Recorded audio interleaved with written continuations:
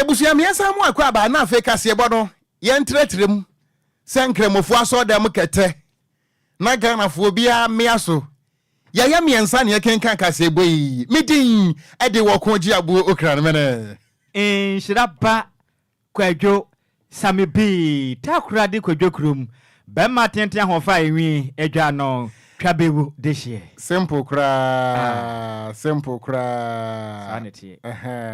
Simple cra. Anna nipa wotoso miensa ne. Daddy Lumba ne. Roman father, you feel you dada. Simple cra. Kwadwo Oko? Sese ya ne Kwadwo. Na de se enya tie sim de nkrante. Kade nkrante. Beju twagu akwa be. Unadia. Ye ene se be wie. Nyame nim. Kase bona hyase anie. Ye de awrehosam anaso mo Ghana fo nyina mate. Monkase yo. Ebusuan awrehosam ne nyina no ene se.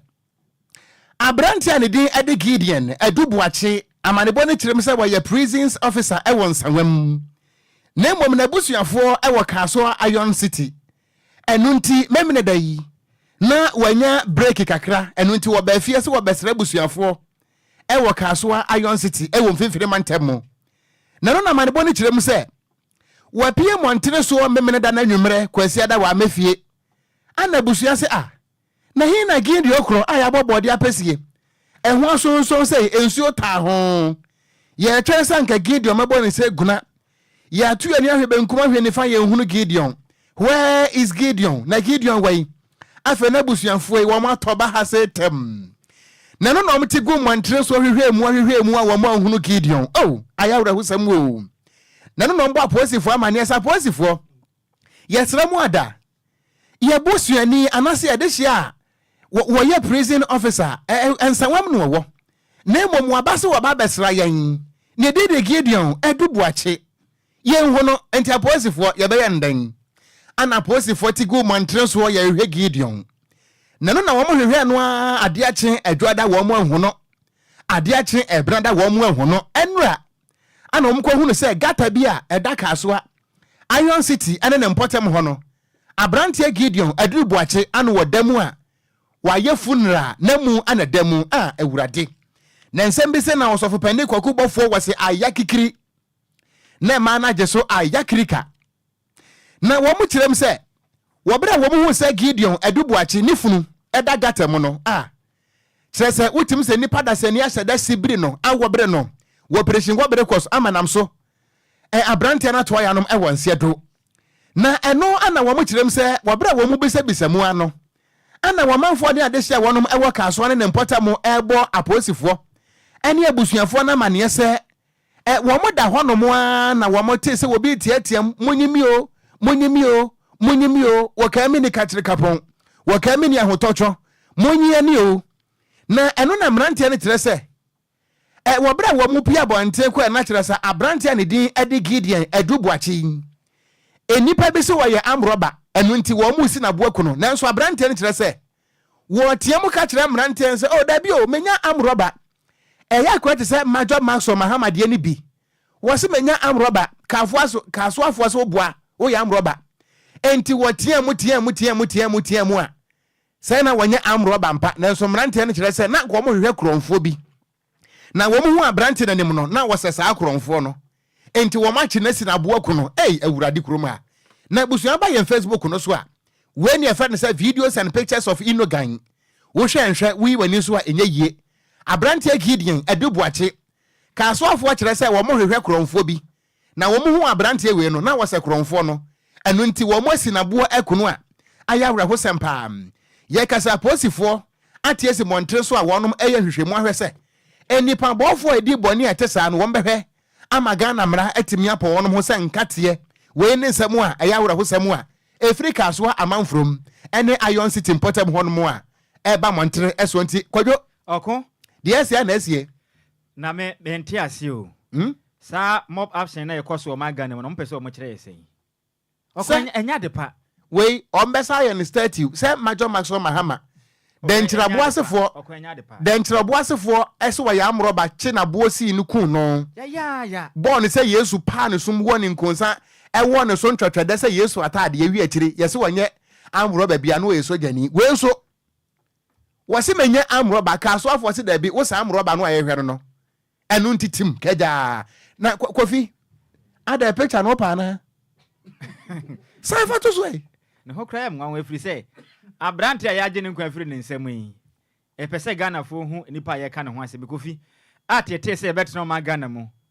Emra ne sesɛn so obi fum mra de enti ene ye si police station si ho no mo no enipa no obi fum mra empelifo ka se mi se sabe patapa pieto we de mra na wuro nti yemfa nkwae ne yemfa ne fa mra kwan so ne hwɛ ne nsɛmu sentensa ne bɔ na jade na fa mra kwan so adenti na nese nipa bi na ni kale hu se nipa we di osekromfo pe ne ye bu no kuruma ɔko enye ebi ato ye pen majo maso we de ya wo kan sa pepe na ekosi yo ana Abrante na kura no osase no ose Major Maxwell Mahama pa we see prison officer wose no pa wose no adwumayefo ankasa kura mo dodo no kura nso oman na masa ache ba ko ayi ne de afrim ya wei owa abusuan ohwe wo no mo kaso na to atwene kwa ede na mo gina sase wei so kaso afo age wo no kwa owenye okonye sa na mo na Ghana fo di no ye besre empirifo mamra nya adwuma enye se ye de ni kale ye hu so obi we di osekromfo ane ye bo no tabi enipa na mo che na mo fa ne nkonko sha posifo nsem na mra ne nya adwuma se ne se mo de mra be hye mu nsem se sie ya beda di se nipa ye onya kromfo yi mo ka ne sen ne nkwa no so mo agya firi ne nsem awie wahu no se dan trabo asefo ane di nkan akum sojani ana nanse ya ka asoafo ete ka no eye no wan wo so kum sojani ana se o ma se kum prison officer aye 2-1 ashama afo no so okay ashama afo so ai ashama Kroim enya de pa but yes news near me no nkwa na ase kasa your third newscaster nso mundi wa ha yeah daddy Lumba here yeah that's it to aso me enko okonya to akase ebo no so ane yemfra arhosam a esi wakaso a ene de ye oman age ne ho ankasa ande ye nhwe oman Ghana se ensense mu na mfa ya ni mfa nkyere mu ene de yi oye chenchen atodwa akan popuri mantem a enya asem kuma kran na ni nyina ne se Ghana de hye bi atena se ahunu se ba bia yadu se oman no enipa binom ede mra hwe no nsem ena wanom enem koti kwan so etufu magudi age se ne de nka enha oman mpo mabunu no ene wankase ne banya wasas na nkaja obeton ede efu magudi no ayi yibi de ahwoboto mpo na nkaja wonse oman Ghana ye na kwa ne yensu mpo de nkaja kan fa ye ho nanso emabunu ye kirem sei sa na montu enipa bi atuo no Ghana nsu awdo atwa ehu ahyere nyina da no wanom di nu agum ase ne nyina nti yentumi ntra se oman Ghana yankwa enipa kuma bi mfa ngrado plenti enya de ombete ase kra na enipa ko ya dwen kire nyina nso ne sei na nsem na beto odwa se na democracy habo fo nso koye oye kire kirem sei oman Ghana yesu ne yakwa ye no so esei na Ghana mampen na dankwa gufu ado onka bibi mfa nfa so matwan ya Ghana mampen wankasanti wanom ye oye kire nso ebeto odwa sei enipa makoma Kwadwo num miensa 53 ena mperifo ache omagogu afiase na adehye ye kirem so muntume ntrance so oman Ghana yatimo no emna wo man mu se nipa se bibi kwaso na se wono ne aba na nyadwen a wo de abaya ne so be ye kire na aba na hunu se na ma bi kwaso anema no nyade a wobodwu so nti na jaban atwena de asisum aban abomoden ayi bibi de afa ho na so de kire se aban a anasa Ghana mampen na dankwa kufu ado anema watuo ne nye se aba chini pa makoma Kwadwo num miensa 53 kogu afiase ewle ma nipa yi o ma nya boni biara de amuntume ntrance ne sente o ma ka se kirem se Ghana aban o to so wada se eni ma akoma 53 na wache wo mo ja wanu ma ne anim nyata afisu ensu ahodo a wo de mrasha won sam na watra se kasa wankasa se wantumi antu jasane ya galamse yase a wudu akwanwa besi ho no mo no e bare se nenne akwanwa wo kan ya wo hye ho bai wuda so te so galamse oso okun kwase a wo so ayere so wantumi yanko we ti se Ghana man panin na dankwa gufu ado wadi ngugu onta akwanwa na ba ya wankasa mpo sore se ba ya Ghana fo be hunu se galamse oso akase a wo so ayere wantumi antu tade se akase a se mudi Ghana man panin hu ya pasa ne enipa benum ekasa etie galamse ne wache wo munti ebe ya ne manim yada enipa wo de wache wo mo no onya wonom emra de hye ye oya kire omo jemra ne nsantofo di nkomo emu kire mu nie. Well, personally what actually moved me to be out is the fact that I believe that water is one of the most basic and essential commodities that we all use as humans. You understand? Science has made us understand that the human body is made up of 60% of water. So it is important for all of us to fight for clean water because humans can survive without food, but nobody on this earth can survive without water. So it's as basic as that. And exactly as it is said, I would rather prefer clean water over all the flagship policies that the political parties, especially the two major political parties, are actually putting out there. What is a 24-hour economy when we do not have clean water to drink? What is it? They all claim to want to lead this country, but something as basic as making sure that your citizens have clean water to drink. Any awoti aya desia enedi yada. Wanom ate wanom gu montre so mo yo yekere e de atia Ghana mpani form na mo tena sa yehwe han. Ema galamsey asese yensuo ni nyinata. Na wanom kirem so yekere ne de etuamu za na miensa ne de di kan yakopon ya adom ekere mo toa so. Efesu me ne ye de animu nso ombekọ so atoa so de dwumade na se no. Ensem treni a waji ne din ye pa ya adwuma ya cha o my Ghana mo ne den ade breast. Eye gospelin smart dodo na bodo ma ne say captain span ko pia se ne wakirem say. Emu aya se ni pe beka o madwene a kirem se mpanifo atena se. Emebinom etufuma agudie ese omanga na nsuo nanso ya chi omagogu afiase Captain Smart de kirem se sana moto na mpanifo atu na yanti se de tie biara democracy eya de sia omochechechi wo mo no wonim nya wo na adwobrew emre omaga na mo. And somebody demonstrating on the street, actually drawing the attention of leadership of what is happening, will be arrested and put behind. In any case, we have seen the videos which were put out there by the Ghana Police Service, that these were the things that they did. As a result, they were arrested. And my brother, nowhere under the sun will this happen. I don't have water. You don't have water. All our water bodies in this country are destroyed beyond measure. Government about 2 years ago went to Parliament. Parliament approved over 300 million Ghana for the government of this nation. To do what? To fight galamsey and protect our water body and our lands. Because that is what the Constitution mandates our president, who we have entrusted all the natural resources in this country to. You took the man, you could not fight. You took the man, you left. Then we are saying that we are the youth of this country. Tomorrow, the old men and women will not be there. We will be there. What kind of water are we going to drink? So we are saying that, look, we are just demonstrating. What are we demanding? What are the demands? Stop galamsey. Is this a crime? Just stop galamsey. This one too, you can do it. Just an instruction from the president. Sit at Jubilee House, invite all the media houses, and just 1 minute announce galamsey must come to an end today. Ghana Police Service, Ghana Armed Forces, all the national security and security apparatuses in this country move into the forests and our rivers and save our water bodies and our forests. Is this one too a crime? No. Can't he just open his mouth and say, then people got onto the streets to demonstrate, and he said what? Order from above to arrest the youth who are demonstrating to save the great future of this land. You arrest them and you put them behind bars, and you can hear the Attorney General saying what? That they went through the deep process for them to get in jail. Really? Really? What kind of water do they drink? We all drink water from the Ghana Water Company. Now they are saying that they can't pump water because our water bodies are destroyed.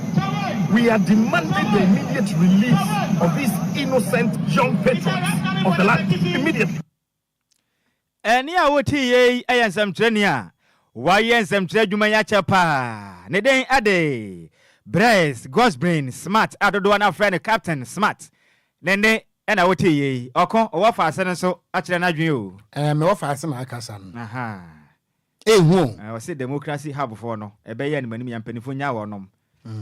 Na wonom adwen na mo kire no. Na me say me ne dade no. A wo be ko bi ho. Me dade me de me ho ba jim. Oh, okay. Ene de na daje ni ho. Okay. Wo kira nso ye fiada adaje ni ho. But me ne dade mo hwehwe se bi otaku na se mo ahunu a na wa yira nsesem. My friends say no no. Because nanse am ko mikrum. Me topia wata na ko ye o. Enti we no enya manyosem eyinsuo na asa. Enti me ne dade Kwadwo. Oko. Enfrɛ me. O me kura me mfro se me hwe na me hu a me so me fa me ho adwen. Na me se mani so ba ya hetu se the matter free we tofe no. O se okon ade ba ko a me etete me ne se ho. O ma ye temu yi se timamufo no betena se. Na ye de o ma na ye MPP ene ye ni se bedu baabi no ye de ensa be se ye num na ye ka. Egusu ampo ka. Ye ntumi ntena se. Emfa ma we emfa nche MPP ne ni sin se mo mfo ma go o ma ga na nwura to pro. Ye de ye wani. Ne ma ekwaso a ye mpe no o ma ma ne ye mpe. And depending from Nancy from Nadia so mo ye no one monye. Ye ntumi ntena se o. E me ye kwakra nsu ama no ne ma se ye nom. Enti we de anya manyo asem. Na onim say ye ka say about 30 brands of bottled water and sachet water if he nkofo amaso na aba 30 brands per the report waba. Enti na wo bekọ minister fie no, wo bekọ MP fie no, wo bekọ government official be fee ne escafo ni fee no enso na wo mo no nya bottle water na ye na Ghana ha ni bia wo because wo bonim say free the correct source nti wo mo nom say ye nso a ye wo from ha ni de say de tie bia ye de ye mu na ye nananom na ka to ho say bi say wo hyehye ne ma kuntan si ho na say wo bo obakwase amana na na say wanje wo so a e kire say wo beso awade yo no say me de medical kan NDC betna banwa si galamsey ye because so MPP abetna so fe bebre ni galamsey ni deso akoso eno nkire say nya NDC na ewo so anase MPP na ewo so nti manya nka ho asem ni nyina na say yemfa manyo asem to baabi o ma ga na ye da che say ye na yesem say de na Captain Smart nom anopenso eye Sadiq Adam so kan bi ye wotumi sin amanyofo no abane ye Okogyeabour ye na yeto aba no amanyofo no nam say wo ma ga na mu nti say ye betna ase de MPP ni NDC afra ye ni ne aye ya no yedum ye kan obi anu ayesem pompo na ban tena se na sensuo ni nyina sa wie na da ne se sabe de mpreko no ma menu mienu ye gebeje de ye benom e wo man Ghana mu Kwadwo ye to akase ebo no so na se obi gina gate na chi ye obi no wo money di ansa na ye bie no Daddy Lumba here. Okay ene ye nya mie gina hansa ye adwuma ye to akase ebo no so ne yanko ye nim Kwadwo se na de sa na ti o kokko wanim mu ya to akase ebo no eso a wapani ba ko a eba apaadie mu a wabeni mu pa obroni se wo ye labor expert ni din at the Austin Gami wo tirem sa mampani akufo ado waso ayeden papa waso ayeden brutal na wiase de dadoa wo boso na sanko a wo koa no wo tirem a mampani akufo ado enti esu a Ghana fo esun mampani wate ana wabu waso mu nua ana sa wonte ya efiri se galamsey no edi wo my Ghana nya na edi wo ye ne atorenchem anenam ase wo men ya hwani a ye bekura ne hwehwere enfie kakra edi animu wo pani Austin Gami ene semtrofo di nkomo na wo kirem se mampani akufo ado timi atenase ya ma apadi eku ahodo be se enum ekonsia wonom ateatua e wo galamsey ho nyankopon ya adomo abosome ne da toso edu eye organized labor for so edi wo mo na de egu fo mo kire se Ghana galamsey no ye nyan na se yampam China fo so omunko mu a labor unions ni nyina no organized labor enso kire se wo mo do mo na de egu fom efiti bra wo mo te se atuan mampani akufo ado se bi waka wanu otum se nkwadazi pu se bam wonka hwemfa ho na kire se Ghana fo be wukrampo a wonfa ho firi se president na wo padie wa padie awie mfinhia nwotwe enu nti wo kofie no wonwene Ghana fo ho biemu ana wo pani Austin Gami echirem se ebe galamsey ntokwa no a mampani akufo ado watimi atenase amagadamsey apapa wa no edi nkuguo se tam enu nti eba ne sen ana wo my Ghana ato abama wo se mampani na wo mai to me nyina hya wo nsam na gadamsey ese wo mai to wo mai ensrada e wakwawe so na watima ye diama yensu nyina na timi asai na wuti Jubilee House wa wudi dimiye wotirem se mampani waso aye den ama Ghana fo pa se wanse sa da chibi no ye omen ye bebre. First of all, the National Labour Commission has no locus in this matter. It is not that organized labor is asking for a 15 cedis adjustment on top of their pay. They are not asking for anything special. It is life and death matter. Look, we are either ignorant or we don't know, or maybe some illiterates are hanging around. My brother, if you deliberately kill yourself, you have self-murdered yourself. Hell is waiting for you to start with. Suicide. And therefore, we should be very wise. I wonder who are the people living in this country until labor is shouting. Everybody should get involved. One, there must be a ban immediately. And the president is the only one who should announce it. If you will lose election, you will lose election. It's not going to be about this. If you will lose election, you will lose election. If you will win election, you will win election. So people should stop bringing election into this matter. It has nothing to do with election whatsoever. It's about life and death of the citizenry of Ghana. It's about poisoning our bodies. Now, I'm aware, and I've heard it. It was on other networks also. Even in Accra here, vegetables being harvested they found mercury in them now in Accra here. Water finds its level. It goes down, travels. And so we are harvesting these things and we are eating. And even for the ones that we are preparing for export. Now, let me tell you, my brother, the truth is that where we've gotten to, nothing can save the government other than taking immediate step to respond positively to labor. Any ayati ye aya wapenin Austin Game waye labor expert and a kasa ye.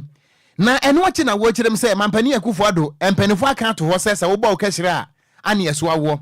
Na wo ka kira mampani say galamse ho nsensem no say mampani nya na adwene say wo behwe ama galamse na gyaye a wo mo be hye no ama galamse no mampani de na no atum say ye afa die e kire nyedin. Let's put that dirty politics aside. The reality is that we are confronted with a situation and we are here bemoaning and lamenting. Yeah. Why should we lament? The point is that this thing didn't begin yesterday, but it has worsened now. And dare anybody, may I repeat it, dare anybody, because we are not at the mercy of presidents. We are not at the mercy of anybody in a party politics. We don't care about that. Let election be held tomorrow morning. Let's advance the election forward and hold it tomorrow morning, if that's what they want. Let's call emergency meeting in Parliament and let's hold the election tomorrow morning. Galamsey must be stopped and must be stopped immediately. Organized labor have been very charitable. Really? By giving 7 days.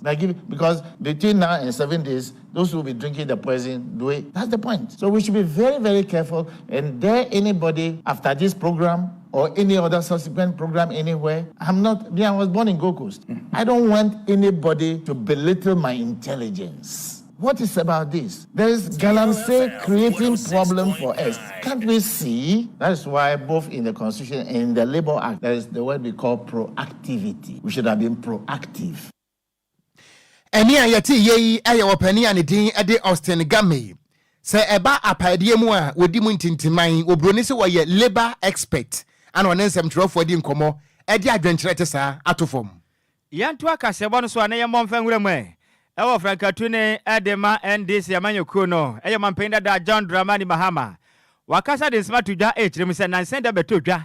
Sene ama Ghana nsere dwumaku akudo bi bo modern atrase. Enhwe magye jamanfo adwenkyere o maga no bisa mso na fiwei. Abatro no anyefa na modem kokrometri power no mudi sie. Asomoto ede amachini amanyoku. Anasa moto aba no ede ama osunu kokrokro amanyoku no. Nanso adwenkyere Ghana de hye de tu dwa no echire mu se. Ensusanso ba bonte pe na beto dwa se de tie no. Frankatune edema NDC amanyoku mampende da John Dramani Mahama. Onya abanimu ohamu chichemu aduonum baako echipo baako. Mechira 51.1% and afenso Frankatune edema MPP ede osuko kokwa amanyoku no. Dr. Mahmoud Bawumia so yohamu chichemu aduasanson echiripo miensa 37.3%. Na no ana zande NDC amanyoku Frankatune mampende da John Dramani Mahama akazi no chirim say efitiri ma sansense ba bonten peneja MPP amanyoku yi matrase wonom so akwahye wo mode ba bonten so ka kira Ghana fo so wo mode no emu da hokro jan zande kire say MPP amanyoku se de tie bia Dr. Mahmoud Bawumia afi abato ndi obedim konam o mampende da John Dramani Mahama edi se de tuja emre kopie mu e North East eye matamnim ena wakaze no chirim se ye pass MPP amanyoku no batenase na nhwima ahodo a amanfo bi atenase no mahunu se dabi o maga na yetimo no emu aye denti adwenkyere abare cheze modin kugu na wei eye muya wone ho ahyinti mo pese Ghana fo hunu se ndi zamanyoku no edi nkunu aye se yade bia ebinsi dente no mo ntiase John Dramani Mahama akaze chirem se Ghana fo de beto dwa chire se MPP amanyoku edi nkunu no ene de enye credible source we man kaze na ahyehye de senti de beto abonten so chire se ono na edi nkunu de ni nyina papa ne senti Ghana fo mo mu nsempa na fu de eba pai atadwufo wa NDC format denti se de tie biada abato we de obedi nkunu wasa akaze chirem se Ghana fo titu na MPP amanyoku anasa ndi samanyoku ni man mo mutiri munyamde wakaza chire mte mama de anya dwumaden every so so kokroko no mapam na fiwei e ma na kwadan wurem afisa bo so na de enwurem na ye de trabia ojeman samsefo din komo e mu chire mu nie. Opinion polls have predicted that NDC is going to win, and so because of that the MPP and government have started publishing fake opinion polls that have no methodology, opinion polls where you cannot find the people who did the research. And so ignore all those fake opinion polls. Everything indicates, and every credible institution, economic intelligence unit, Fixed Solutions, Global Info Analytics, every proper credible opinion poll shows that NDC is going to win the election. But of course, we must not be complacent. We must protect every single person's vote. And that is why I say in this election, all of us are going to be polling agents. We're not going to select just 2 polling agents to go and sit there and the rest of us go home and sleep. We would stay there until every vote is counted and the result is declared before we go to bed. So from the 7th to the 9th of December, none of us is going to sleep. Any awoti ye Frankatone Adema and this Yamanyokono. Omampenda da John Dramani Mahama. Nene enakoti ye. Yentu akasiaba no so na yenko ensamfufuro mu a. Wamanfo ne adehia wonom ewo Santro Kofi. Akpafu Lolobi ene lekpe uta nitia. Ye fre wonom sa ewo voter region. Sagana for beka ya 2020 elections no. Enkura kesiye enan elections no ya ama wo kwan ama wo anto bi. Bepe mo ne wo ye ka Ghana asem wo ye mfa wo enka ho. Edion. Ehu. Ghana ha. Ehu si achimota forest bam Kwadwo pressing. Hallelujah. Ajimensam po we na sanke kan na wia no nanka ni ajimensam kase bona edan. Pepe. Nanso enumere du nse de say ye eyi omayaduma enti ye ne oman ni nyina na eye. That's right. Aha. Enti abusua emfinsia nan nie. Say ye kan Ghana fo a Santro Kofi fo nka ho. Akpafu wo mo nka ho. Likpe wo mo nka ho ana Lolobi fo nso nka ho. Enu nti na question mebusa ne say enti efite sabra na bepem ne no yetua taxi yeju wo mu bi ha wo mutua sa wo mutua bi no me ye Ghana fo ene de jo mpenifo no bechirim yes na busua ne nyina no ene se ebeka bosome amaya to about 2020 no ana electoral commission ede betu dwa kire mu se sankrofo no yeyi wo mu nyina di afiri mu a no nti no ye ka se wo mu nka Ghana ho sa na electoral commission kire mu if it says I'm one to about the natural say a bad decision making mon can hold ya natural say mon ya Ghana for no na eno na Franklin Kwadwo was your president edema Imani Africa what there to Ghana wait to them say sana mon electoral commission to be pem na mfinsia nan ne no he ne ho adwiri no papa efri say wono ankasa na what meeting no mu bi 2020 ya ba beto aba no what mu bi ana wo mo to adwen ma Yama me Jen adokwe mensa ka se Santro Kofi akpafu lekpe ene Lolobi fo ye de mudin ebeka ho ama monso matimi ato aba no ebi na wobra empenfo etitete mensini de ka ne se gerrymandering no sam krotuo makoma nan no de yamfa wo mudin anka ho o madani equator they don't belong to the northern hemisphere or the southern hemisphere. Kwadwo geography ne ba na ebo no sentina medoko Bantama school no University of Bantama sanity say my classmate ni asanso buachi o on say ye nyina ye tie nkuru a sanity mu ane ye wo hips nso kakra sanity yeah brother na abusia unim Franklin Kwadwo say 2020 na eba beto aba no woni electoral commission nyina kwhia ye meeting num ema ye ma me Jen adokwe mensa ka se Santro Kofi akpafu likpe ene Lolobi fo no ye dom di beka ho ade e bekye me akwakoto aba na nadofa ana electoral commission sa de nkrata apie ye se wafa eraser wa paper safo ni nyina din e de free voter register num sabranso ye no hwie nye yie enu nti bepem nne enkroto mako enan wo mudin eni Ghana ngoma bia mu nanso mu voter region nano ana Imani Africa Franklin Kwadwo echirem se wakasa electoral commission ma me no ne ho enye ni hu anu oboa se wode bonsam esi wo pa sasabonsam a wahye helmet a wakaka agikaji wodi ne gina benkum pa na se wodi ya maami Jane adokwe mensa gina ni fa dia ya maami Jane adokwe mensa ye nti ono Franklin Kwadwo se wo beye bonsam awa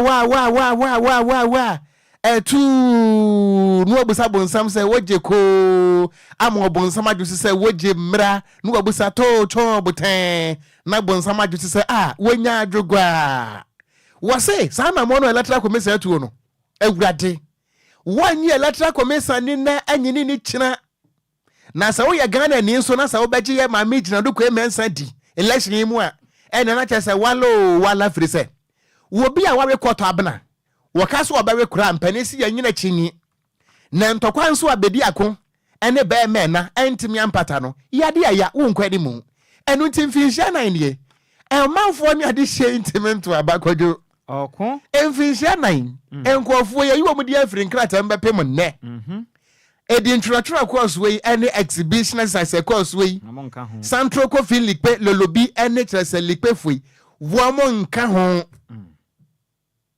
enti frankly Kwadwo se wa obaje ma me yadie pa de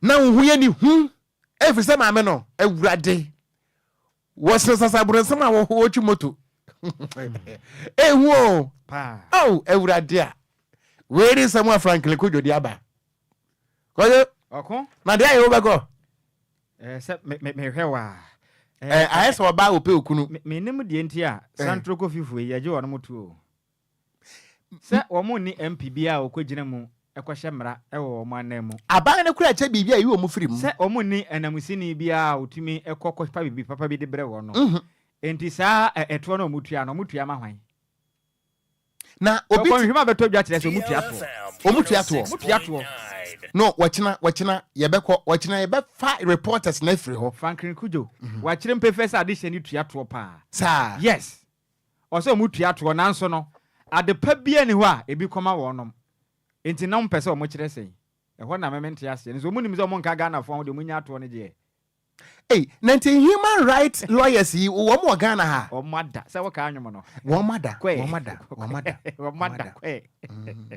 and say o mada no what they call enkranka samu a eye meyawo say meyawo ye mekwakwada enti wo mada ye meyawo itwa homatrufo no tumu atiefo na ba be kire wonti megumani mu ase na mengu wani mu ase se mejawa matiefo no asa wo tuma jeje mu ara kura jeje mu kura they say wo da na me Central Coffee for but in fact ya o set sadia Franklin Kwadwo e ka no se omu so mutua to ampa na se omu no obi a osi wo man mu na de pa bia nso a ye cheche no manga na bi nkọ hode na se to na osi omu dai yes you see enkuro makofo no nya nkuro nketewa o dabi Central Coffee Akpafu Likpe eni lolobi wo mu ye nkura kase o pa na ye cheche constituency yemfa ne say North Legon ha ye tie say aha no ye Ga East sanete mebo adome kwabenya yeah na ye kan gerrymandering so a ye say ye demarcate constituencies and districts na bia ye say o say aha no ye hye dome kwabenya ene Lankwantana Madina ntem sanete na ye say ye betwa constituency ni mu mienu na North Legon ha ye tie ya nkodi any of the constituencies ye de ye hemfinfin ye island emfinhia nan ya me anto aba bepem nne ye kɔ ne kwantere nkro ye nhwe obi ase ye nka obi ase ho Jesus Christ enso ye Ghana for we de emu ohu pa je se ye bomode atu ho anamo na empenifo no be kire Ghana for mu ye we no ebetimesi wasantemem ebetimesi wachemmem enti ebesi wankran ha ana Okoye hwe me bawo second nkro no kantin nkro no en na ye the last town a ene adweso kantin nkro no ye Oforikrom na bia ye si Oforikrom constituency ne so na Oforikrom municipality ne so ye nchem na ye chemu a ye se kantin nkro no fo won a won nhye adweso ase won a won nhye Oforikrom ase ye to about 2020 ya ma Oforikrom fo anto bi ufise nka krom hanke nipa beda so why are we doing this? Equality before the law no one of the features of rule of law say mra be adwuma no equality before the law ye nyina ye hye mra se obi aye pe wo mra nim tie ba no san ana san krofo we me ensem we ba no 2020 no na ye won from am say ya na ba ye sa statement ne kenkan bi ba bi electoral commission declare say safo no ento aba ye mo ntu bi en bepe mo ne ehemfo atworo nkrata wo mo achaya me de ha me ne yeto na omutua ndi se eba se wonom entimi enye obi no present wonom de a se ehun so hia se wonom beto aba efiso mu ni kamafo bia e na ye besre minnim se ehwo no se nka Ghana ho a mpenifo ma ye ntia se nka Ghana ho na ba bia omo hye no omo nkwa hye omo ba bi no hu ba bia omo de omutire befa so mo ka Ghana fo ho so de a ese se omunye obi obegine mama won efiso mo so ye ni party se ye ne a adentira because abani say no okon imputujuma bekoso bia na omo hunu bi wo ho na se mo kwajeje wono motoa na se toa na mbeje no so omunya so anya so mfa so na omo pese omo kire na omutua no I just want to know Franklin Kwadwo kire mu so omutua to sa na waka no so omutua to enso omuni kamafo bia omo nto aba ye ka no ye nsem a Franklin Kwadwo abeka o so omutua to pa ono agaza kire mu se ho kra ni mpesu aso omutua to na nso no omuni obi a ono ni gina etu Frank ama wonom se ehun nsem no hu se ma chiro so mana yetim ne yefre no man bia me frɛ mu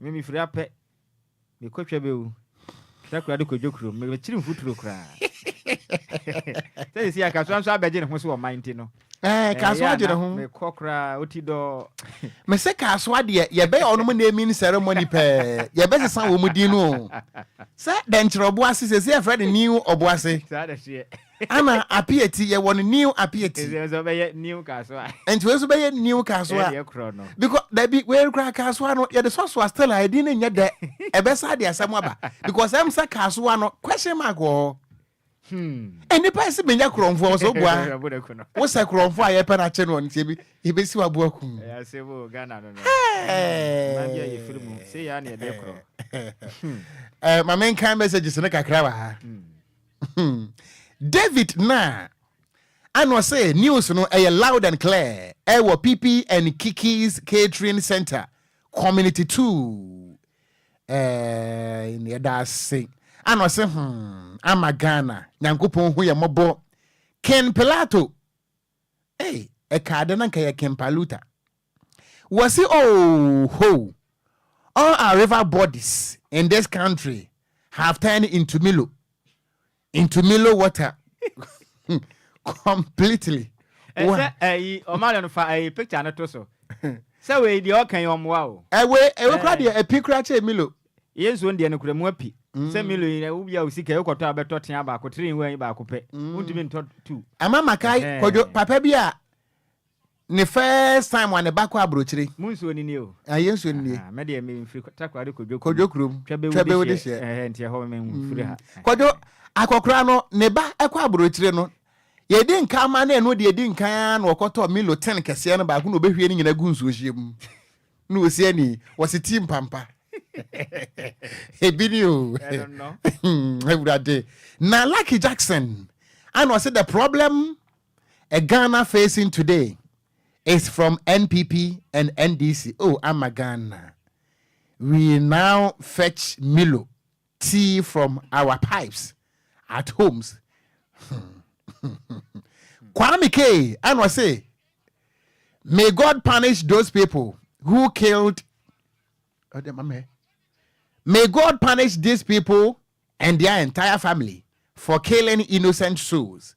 And what the emojis naban what in you Vida Akatara was Kaswa is another Dodo town living by Dodo people. What kind of annoying story is this? And what the abba and somebody be unwording to my editing waha ebufuan basa nas my editing.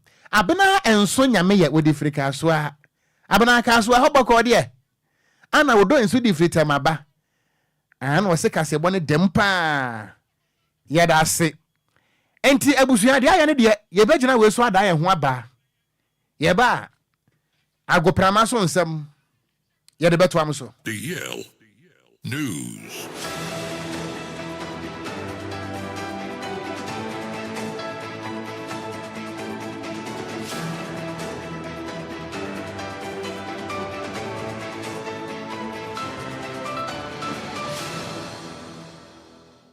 Ebusia enanyumre mayan sama wadwon ensama wakwaba emfamra DL ohani nsia echipon kron kasa fidie so mrewedo se enanyumre agudie momrante esinkunya na agudie mo so nsama wodo ayaboabo no ebusia ne editie se wote Facebook for ne edi hwese mo hwe ena yanso ne edi kasa ye kano emrewedo se yetena se ne yebesane mu edi gufam edi ma wanya sam ketwa Ghana de wa ena nkrofon kro so de kan wa ebusia ye de eba me amedi agudie mo nsama de ba dia meje so no ayensu ano de hye Apakanjih, the blessed Kirebusia joining me live on Facebook, DLFM 106.9 stories na medebano images any videos no ninyina betwegu kama edi amawa enya sam ketwa sana bribia me yeno no empenefo na ka ma sam se sebe se yebodam di fifie ansan ya tiesi abonten so enti yanso ye be hyase ye hyase emfamfi yendiem ansan ya tiesi obroni kroso na opiem ewo man a ye fe ne England eho ena Ghana ye players mienu esi o makan edema team baako ewo English Premier League no team no Leicester City ena players no abedi pele bakuma Jordan Ayew ena Abdo Isaku Fatao ono nso eka obi na mrante mienu nyina akasa edikan no abedi pele ne bakuma ye friend Jordan Ayew akasa osi emrewiedu Leicester City efi championship no meba English Premier League no enyama nkoye mfama omo ntumi win games enti osi emrewiedu se ombe pick some point na aboa ema nyama koye especially wo mu fie ho de eso mutumi pick some point na omo make sure say omo fie ho no ombe ye ho a Lions Den a obi antumi ma embe ye mento asem ewo osi omo problem ani say born de omo bo nanso omo ntumi perform enough for 90 minutes eno kan be ena ma nyama enkoye mfama. This is our time to pick up some points because looking at the fixtures, these are the games where we have to pick up points, especially at home. And obviously, we're trying to make our home ground a fortress. So, it's not been really easy for the fans and for we the players because we're not far from a win.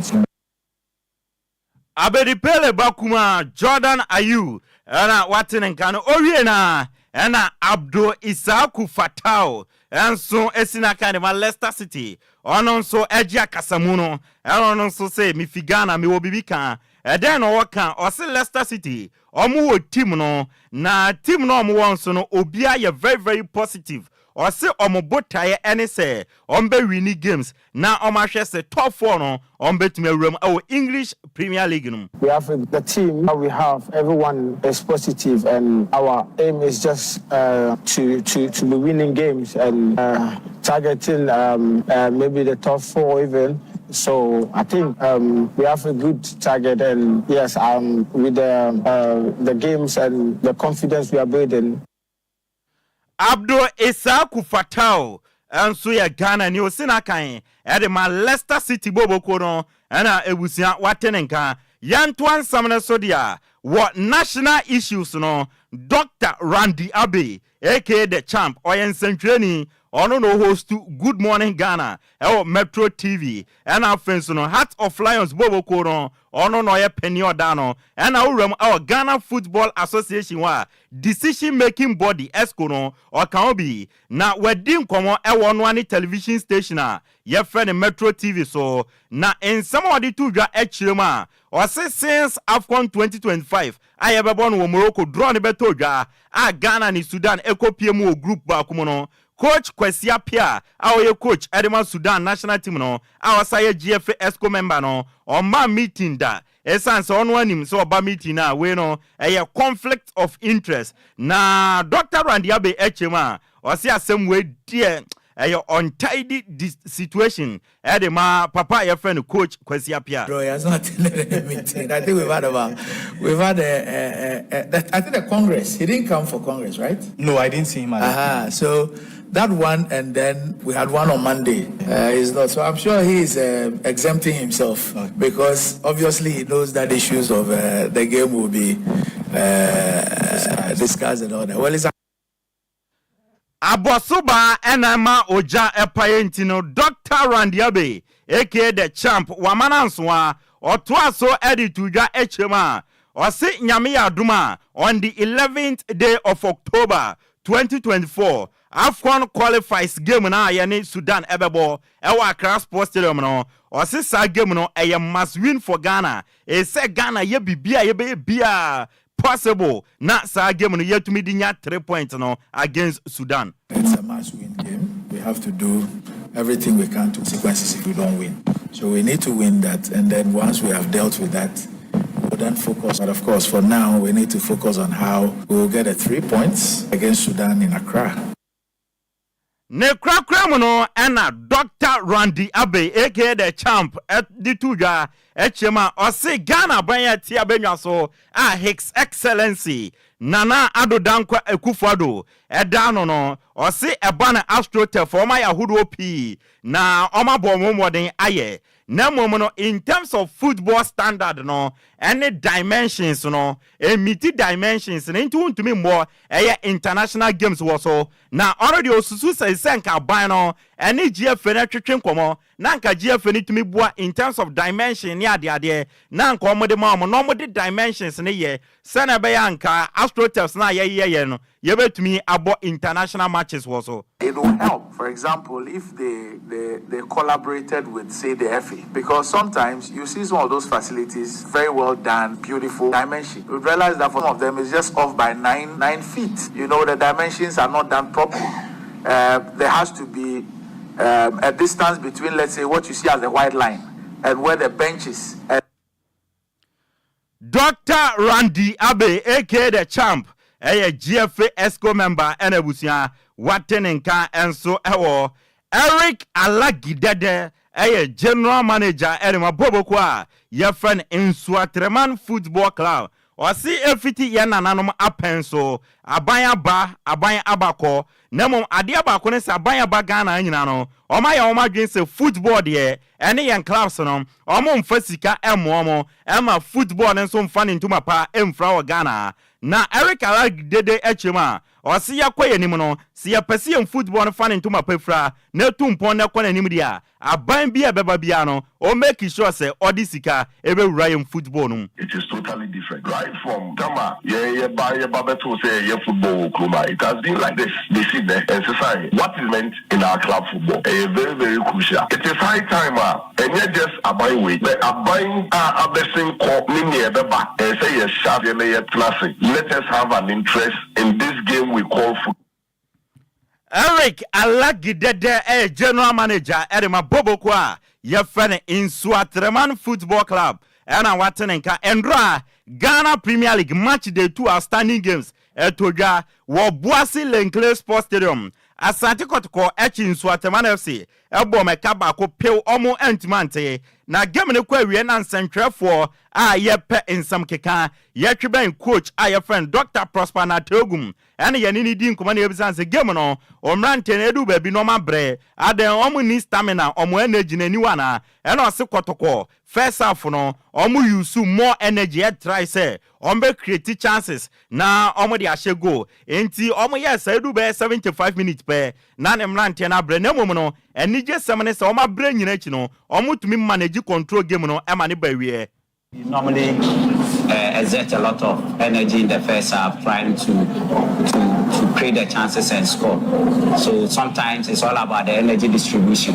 So sometimes when you get to that stage, the 75th minute, I mean, you see signs of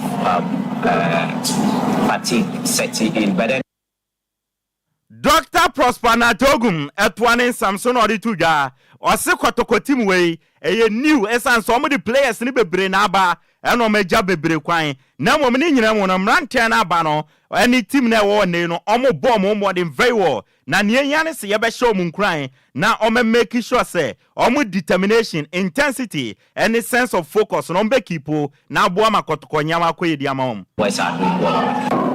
This is a different team altogether. This is a new season. So, I mean, the boys are doing well. We need to encourage them. And then we need to make sure that we keep the intensity, we keep the determination, and then we keep our sense of focus. So, I would say the boys are doing well.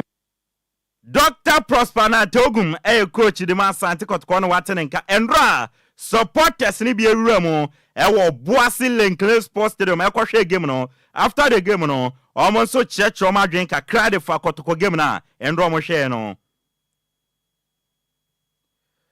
ye maye pepa no kotoko de sane ye boy ball bum ne ya do so yesre onye team no ye so betumi aye supporters say nya keka ye ho abom a abebi e pese be she park so ma ema place this hwen ya o mani je team no dey pro eno an ye pe ye bo say he ya na ye bo je pese support team ne ka because ball la ye bo no you good players Asante kotoko supporters ni bi andra omo kwhwe game no omo cheche omo adwen a wate on ka Samates enso eni boboku a ye friend baby any go stars ekoti obi a hye ne yonko ekaba akobako Nuruddin Amadu coach Edema Samates o se draw we no omo fa ne say you lose na momo no yanko so anhye mrante ni nkran supporters no enije samani say abrante ye friend Akwasi Sapon first game for Samates no to me any man of the match. Yeah,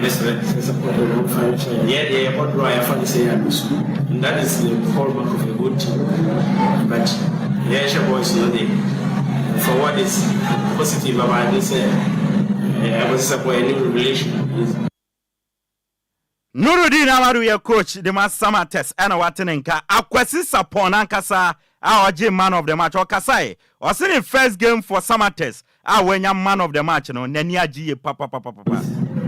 And then I gave because and then the face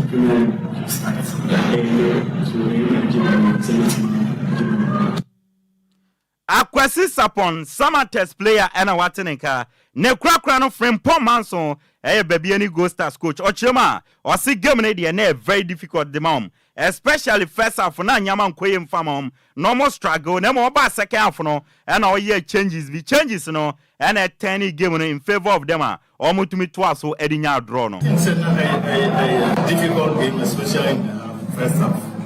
Since the first half now we were struggling and the second half after changes from Pom Manson coach the ma baby any go stars and watenenka tewa manone no UEFA Champions League match day 2 enra eneba ne wie na UEFA fo akwatena se eyi mrantiam ba kuma ku duba kwa omomone mona ewosro enti team of the week for match day 2 say that here Emiliano Martinez Aston Villa goalkeeper or goal post no okwo defense wa ubenya David Zappacosta or Atlanta ene abranti a ye friend Thiago Santos or Bobo kwa ye friend Leo Mohamed Salisu Ghanaian yende or Monaco or near Brantia, your friend Flamingo more PSV Eindhoven, and about 4 and 5 no. O confirm for Benya Brantia friend Timber or Bobo Kwa, your friend Feyenoord or near Brantia, your friend Florentino Luis, our Benfica and a bo as holding midfielders. Now Rafinha our Barcelona, now when your Brantia, your friend Sima or Bobo Kwa, your friend Brest. And Karima Adeyemi and Brantia friend Dusan Vlahovic and LED Lines and the UEFA team of a match day 2 no UEFA Champions League no and I made one some Eddie Amao UEFA Europa League no and matches cause matches ni bi abane we no from Varus at na fiem e ma Tottenham akobọ mekam no o matimu ba kon Hoffenheim 2 Dynamo Kiev 0 Lazio 4 OJC Nice 1 Maccabi Tel Aviv 0 FC Midtjylland 2 Olympiacos 3 Braga 0 Karabakh FK 1 Mamo FF 2 Real Sociedad 1 Anderlecht 2 RFS 2 Galatasaray 2 Slavia Prague 1 Ajax 1 and games mebubo si nyina no abana wie ni aka akire na eguso ekoso nyame adom na ochina ba ye de won result no e de bema Conference League in games abana wie no Cercle Brugge 6 St. Gallen 2 Dynamo Minsk 1 Heart of Middleton 2 LC Astana 1 Baka Topola 0 FC Haidiam 2 Omonia Ljubljana and so 1 FC Noir 2 Mlada Boslav Omonso 0 and Ligia Warsaw 1 Real Betis 0 Mode 3 Lene 0 and Omonia Nicosia 4 Bobo kwa friend Rats 0 and so games na kano eguso ekoso nyame adom na ochina yetinkwam na twedi ampo nyankopon emanya hoden ayeba yede awonsem nyina ede beso abusua agudie mu nsem na yede bae no yemfansi na penny pa yefro detective Chief Inspector Frank Aponsa Regional Police Headquarters Kumasi na wona oye chairman Edema Lovers of Daddy Lumba Fan Club Kumasi chairman wo si wutie dwumedie ne live from Kumasi. Once again, Detective Chief Inspector Frank Akonsa of Regional Police Headquarters Kumasi, chairman at the man lovers of Daddy Lumba fan club. Boss enayumri ma yenchi oni anda wase sell monitoring straight from Kumasi. Ebusia mi amede agudi emu samana de by dia meje so no ayem suano de share upper KGH the blessed kin agudi emu samana ebusia de asi DLFM 106.9 Yemfa sofano ento so wa ha na yemfa frefo be se num na afi yensore so na DJ Omarion emfa nwoma ento am so na ebusia nkomo ne nyina no ene se Enfinsha na nie omanfo ne adehia wonom ewo Santro Kofi Akpafu Likpe eni Lolobi ya mo omanto aba afi nso saa na beko no the same thing enkomo we woje ne san enso amane bone kire se wo mutua taxi o wo ye Ghana ne a fa wonan ewura wo mpaboam ebe mia wa na se be hen hawo me ni nkomo 0534050199 0534050199 059340 6565. Good evening. Wafa. 49 Nana. Wafa, good evening. Major some Wafa say. Hey, Wafa. Yeah, see the tax at the 3 mine. And I'm a boy. Now say the tax is a 3 mine. Now what do me tax? Now me my idea want to 3 mamia. Wafa. Me intimate to Abba. Sebi what do me tax? And I say again I want me tax no. Huh?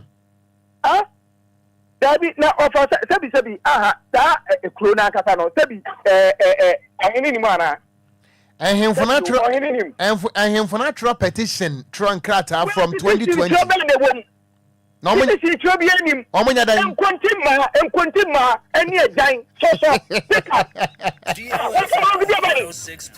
we want baba get tax na enkontima what ba ta di pa no mu twa no husia no mo buta no obi get tax anabadi sekan anabadi tu kan ko te yo mo ade ku futa mo so kra no ana sabi mo dia omonya Ghana for ana Ghana ni nipa bi te nipa te nya mo da kwa na ka mu medase 49 nana amansie premier. Good evening. Opa. Me ofa sibeni Helena. Heli free. Me patron Sophie Amasamai. Mamintio. Ofa, in fact, Ghana penny for Moody abro mutumo di yankasa secretary Timothy Kasama or mutumo di pa. Nyakupo betia muka, wufi secretary no more, a catia or more pass or mutia or moon found wagging by this time. Menso, medase, good evening. Yeah, Major so me ofa sibeni. Octopus, me do to adwumu mu a betchen 10. The order to Ghana Metro Madrid say task in Kosua. Then when say in Kuntimani, Chinese Kania, they said we can. Kubi abaye say biano ho betro. Nke sa adwin sa na woman mu anima ba wani trum ni ade ade. No adwin do betina chira kasa. Kasa man ho nton. Nenye mani ejane sikani ade. Osgana hemla wa ha. Mpacho kan wo de mpacho chira wa adwen why? Me de na chira ma adwen no. Me chese Ghana hemla wa ha. Medase, good evening. Good evening, Opa. Wodin de say na frame friend. Me did line na me kasa fi senjons. Mamintio.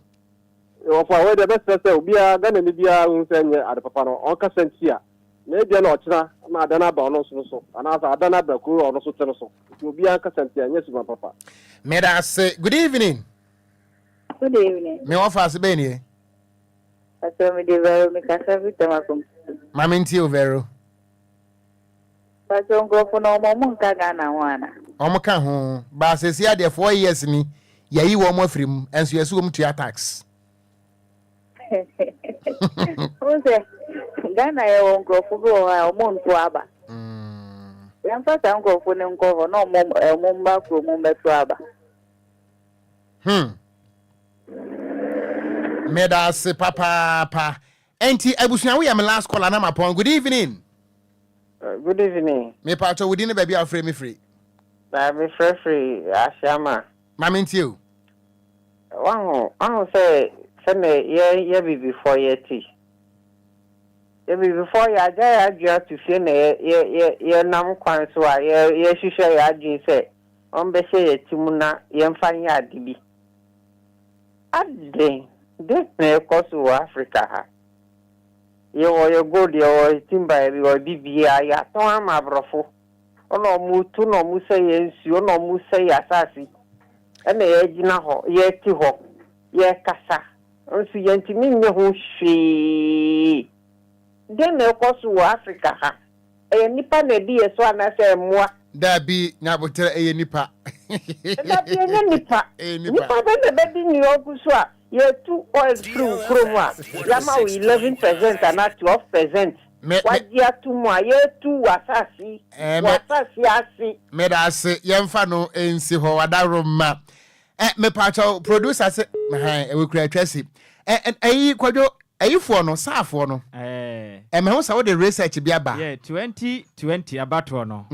wonom eto mampani de presidential no moto presidential no parliamentary ne de ya ma wo mo anto bi wonom wo buem constituency yes buem constituency wono ho na Kofi Adams ye MP no yes almost o monto presidential mom parliamentary ne de ye mo monto o mo manto bi nti yenim de nti ba peme sa mere we obi antumi nka ho asem nsore ye o mo nso so entimi ni obi a okoginem se mese bedwane dia ma ade hye no ye no eche ya adwenti Ghana mpanifo mutie ye no o ma ye hunu hu sunsan so te be pem ne omuni MP no obi a wato presidential de se ye dan ya eto obetua na mum de o kogina na okogina mu akwahya mrama no da pri bibi de aba ho ne de wo mo anya bi parliamentary representative omuni bi anya ni Kwadwo yeso akwa na mum breaking news aba e kire se wo pani a ne din ede Dr. Opokuware Ampoma wasom se chief executive officer ama Kolebu Abanya Sabia ne for 4 years nyankopon ye adom a memene da ba wadnadwuma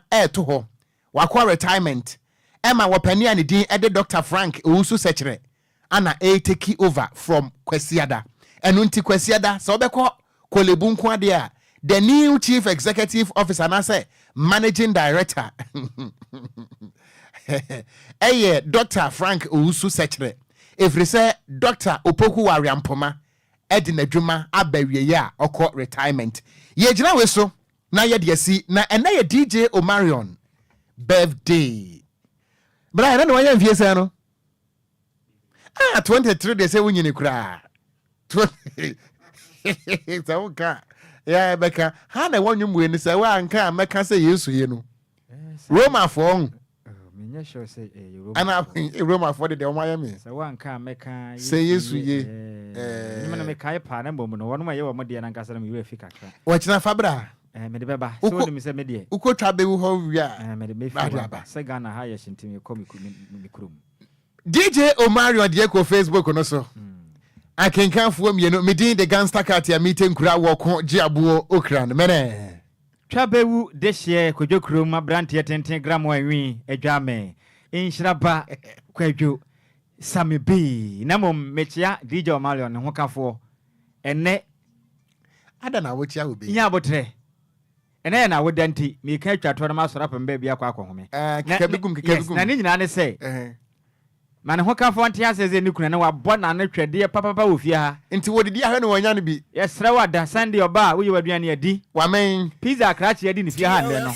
betuma da ne yembo so me ekom ne ne da wode soa Egypt yafunu mu a me na meka che wobeso yakwam hontime soa ante besra wada wo kuna ya ne fine ti ya me ya adoma e free Sunday ne Monday ko ne de mesra wo ye aduane adi why enjane bi ujane bi a wayem fo so kese na Kwadwo ebo ye die no your third newscast and wa Monday o mane mo o Monday ansane akọ ba senior boding daddy Lumba nie mo eno ano enti yeso akọ Ghana moma ye makwan na asomdwe emfa no to mapa emfra daddy Lumba was say give peace a chance